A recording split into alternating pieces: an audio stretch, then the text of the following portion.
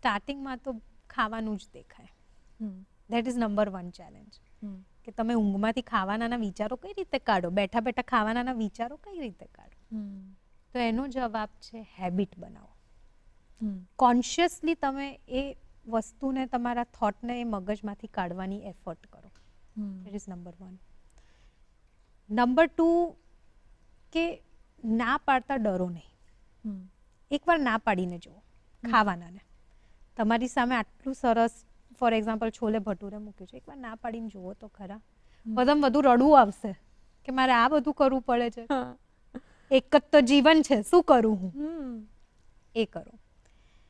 અને સેટબેક્સ બધે જ આવે.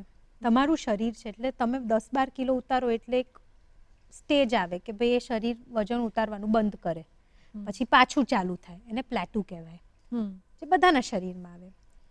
એ ટાઈમે આપણે એટલા ફ્રસ્ટ્રેટ થઈ જઈએ કે ના છોડી દો, આ તો શું 500 ગ્રામે નથી ઉતરતું, 100 ગ્રામે નથી ઉતરતું. પેશન્સ રાખો, થશે જ. તમે જે રીતે તમારા શરીરને ટ્રેન કરશો થશે જ. કોઈ પણ ગ્રાફ છે ને સ્ટ્રેટ કે એકદમ આમ ના હોય.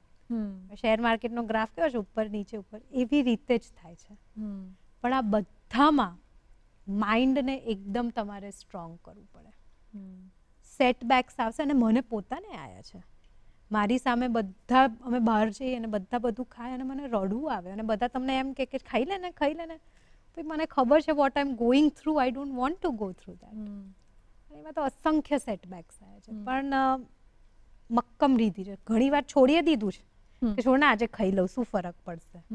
પણ પછી બીજા દિવસે વજન કાંટા પર ચડીએ ત્યારે ખબર પડે યાર આ નહોતું કરવા જેવું.